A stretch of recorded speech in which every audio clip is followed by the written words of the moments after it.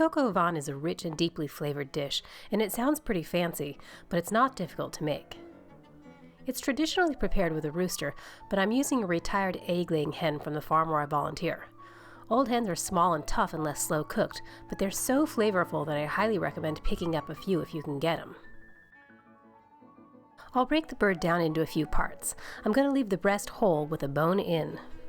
Apply plenty of salt and pepper, of course. I don't usually have bacon at home, but I happen to have some today, so I'll render it and use the fat to brown the chicken. I can't believe I'm going to say this, but that's too much bacon. 1/4 pound would be plenty. I'll fish out the bacon bits and reserve them for later. Then I'll brown the chicken pieces in that lovely smoked bacon fat. I'll have to work in batches, and then I'll set the browned chicken aside. At this point, I'm going to preheat my oven to 250 degrees. I'm going to dice equal amounts of celery, carrot, and onion, and then cook them in the bacon fat until they're soft. Dried chanterelle mushrooms are one of my favorite ingredients. I picked these last time I was in Oregon. I've got some rosemary, thyme, bay leaf, and plenty of garlic. I'm going to throw all those goodies into the pot, and I'm not even going to peel the garlic. Then I'll add about 1.5 cups of cheap red wine.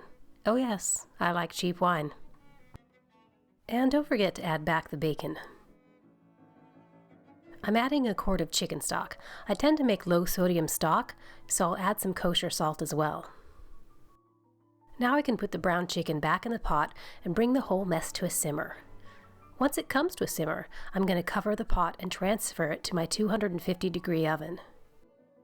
I'll guesstimate that it'll take about 4 hours for the chicken to become tender at this temperature.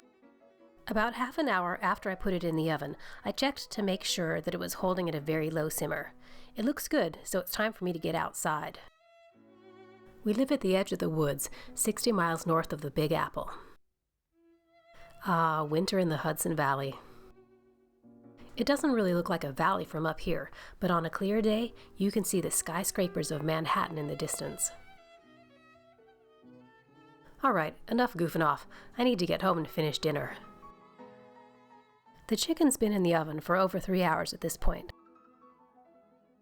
The meat's pretty tender, but there's still a slight springiness to the breast, so I'm going to put it back in the oven for another hour or so. While that's finishing up, I'll get my onions ready.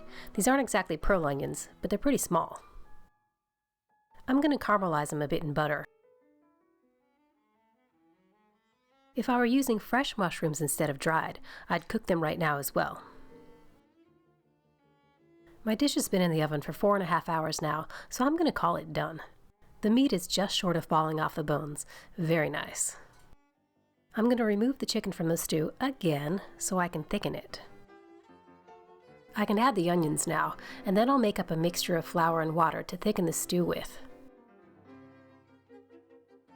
On the stovetop, I'll bring the stew to a simmer, and then gradually stir the thickener in. It's going to continue to thicken as it cools, so I'll turn the heat to low now.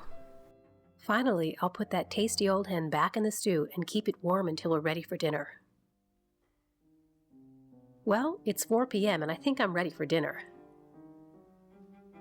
Wow, I never would have made this if I wasn't trying to figure out how to use old laying hens. So tender and tasty. These babies are almost too good for soup stock. I guess winter isn't all bad.